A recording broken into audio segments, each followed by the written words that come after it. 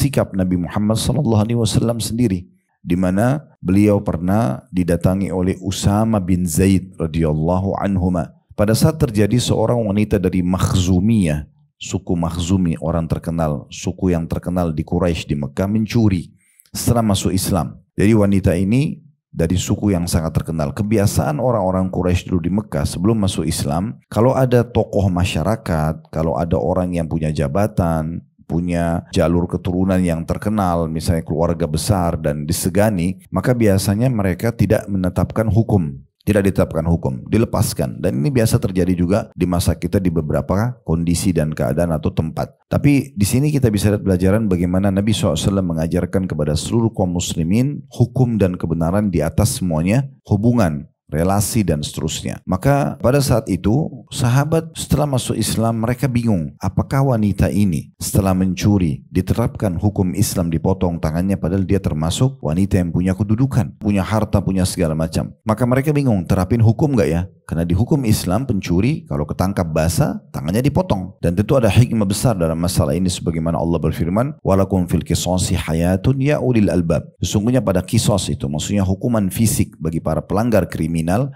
ada ketentraman dan kebahagiaan kehidupan bagi kalian wahai orang-orang yang berakal. Karena satu orang yang pencuri dipotong tangannya misalnya, ini pencuri itu masuk dalam semua ya lininya. Orang yang mencuri harta yang sedikit pun sampai harta yang banyak akan sama hukumnya dalam Islam sebenarnya. Kalau dia sudah kepergok melakukannya dan setelah ditelusuri ternyata memang itu adalah profesi dan disengaja melakukannya, kena hukum dipotong tangannya. Maka pada saat itu mereka bingung, dihukum atau tidak nih? Karena biasanya di masa dulu kita nggak pernah hukum. Lalu mereka mencari siapa kira-kira di antara sahabat yang paling dekat dengan Nabi SAW dan paling mudah untuk melobi Nabi agar jangan wanita ini dipotong tangannya. Mereka menemukan orang yang termasuk dicintai Nabi SAW adalah Usama bin Zaid radhiyallahu anhu.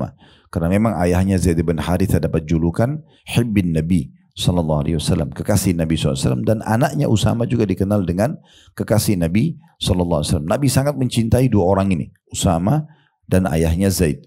Dua-duanya betul-betul ya disayangi Nabi karena Zaid bin Harithah pernah jadi anak angkat Nabi di Mekah. Intinya sahabat datang kepada Usama lalu mengatakan, hai Usama, coba lobby Nabi, sampaikan ini ada wanita terhormat mencuri dan tradisi kita dulu tidak pernah kita tetapkan hukum pada orang-orang seperti ini. Apakah sekarang bisa ditoleransi? Agar jangan juga namanya rusak, jangan sampai reputasinya lah terganggu. Apa yang harus dilakukan? Maka Usama pun masuk dan menyampaikan kepada Nabi SAW. Ternyata respon Nabi luar biasa. Beliau sangat tegas dan beliau mengatakan, hai Usama, atashfa fi haddi min hududillah.